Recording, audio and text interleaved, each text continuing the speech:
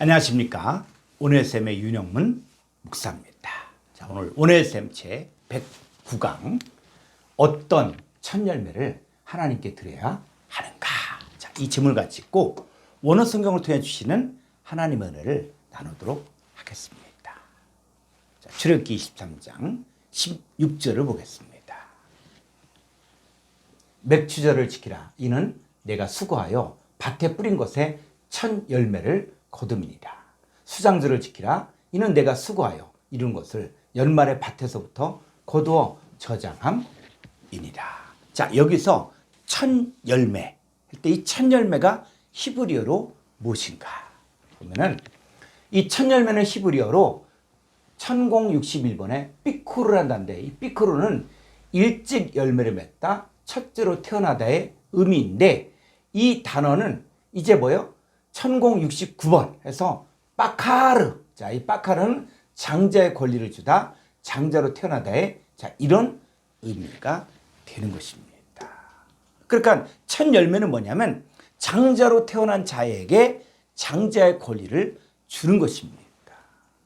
그러면 성경에서 말하는 첫 것, 첫 열매가 구체적으로 무엇을 말하는 것일까요? 첫 번째, 이스라엘 백성들을 말합니다. 자, 출애굽기 4장 22절을 보겠습니다. 너는 바로에게 이르기를 여호와의 말씀에 이스라엘은 내 아들 내 장자라. 누가 말한 것입니까? 바로 여호와께서 말씀하신 거예요. 그러니까 이스라엘 백성들이 하나님의 장자입니다. 첫 열매예요. 그러니까 첫 것이 하나님의 것이라는 말은 뭐냐면 사람뿐만 아니라 가나안 땅에서 얻어지는 모든 곡식과 과일과 짐승까지도 적용됩니다. 그러니까 이스라엘 자손 중 모든 처음 남자 대신에 레인을 취하여 하나님만을 섬기게 했을 때 그 하나님 일을 하는 레인에게는 하나님께서 세상의 기업을 주지 않았습니다. 기업을 주지 않았다는 말은 하나님께서 레인의 모든 삶을 책임지시겠다는 말입니다. 그 레인은 이제 오직 하나님만 섬기고 순종하면 하나님 먹을 것, 마실 것, 입을 것을 다 해결해 주셨습니다.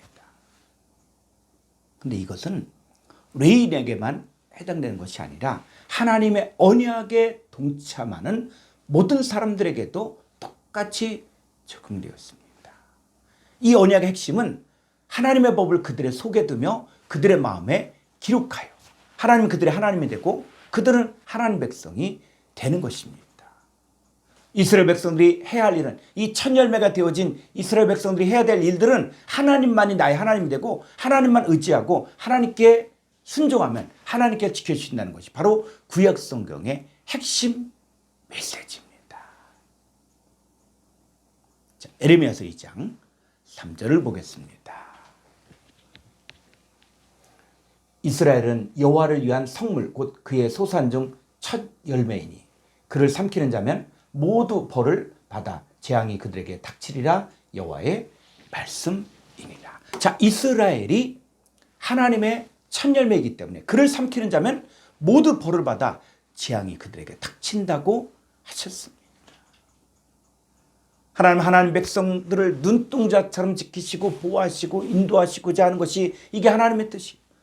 그런데 문제는 뭐냐면 아무리 언약의 백성이라고 할지라도 하나님의 성전이 있다고 할지라도 이 언약이 깨지면 하나님 더 이상 그들의 하나님이 아니고 그들 또한 하나님 백성이 아니었습니다.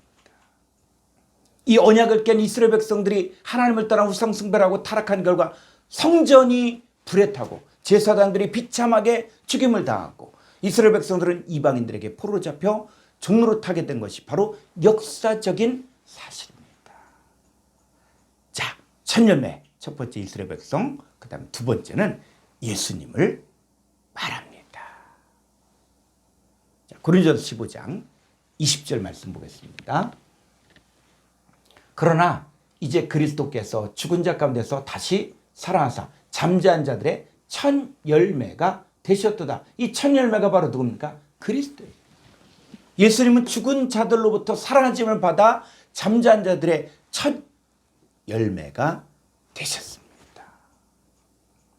첫 아담과 하와가 선악과를 먹은 이후부터 인간은 죄와 사망의 지배를 받고 흑암의 권살에 종노릇하며 살았습니다.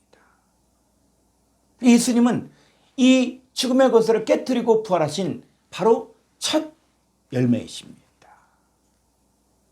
자, 이제 첫 열매 세 번째는 예수님을 믿는 자들도 첫 열매입니다. 야고보서 1장 18절 말씀 보겠습니다. 그가 그 피조물 중에 우리로 한 첫 열매가 되게 하시려고 자기의 뜻을 따라 진리의 말씀으로 우리를 낳으셨느니라. 자, 이 첫 열매가 바로 누굽니까? 우리예요. 우리가 하나님의 뜻을 따라 진리의 말씀으로 새롭게 태어나 첫 열매가 되게 하셨습니다.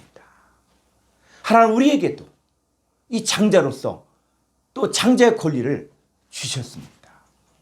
자, 정리하면 예수님이 첫 열매시고 예수 믿는 우리 또한 예수님에게 속한 자가 되어 진리의 말씀을 통해 첫 열매가 되었습니다. 자, 고린도전서 16장 15절 말씀 보겠습니다. 형제들아, 스데바나의 집은 곧 아가의 첫 열매요 또 성도 섬기기로 작정한 줄을 너희가 아는지라 내가 너희를 권하노니. 자, 스데바나의 집이 누구냐? 아가야 지방의 첫 열매. 그러니까 오늘날에도 예수님을 믿는 사람들은 다 첫 열매가 되는 것입니다. 자, 계시록 14장 3절로 4절을 보겠습니다. 그들이 보좌 앞과 내 생물과 창로들 앞에서 새 노래를 부르니 땅에서 속량함을 받은 14만 4천 밖에는 능히 이 노래를 배울 자가 없더라. 4절.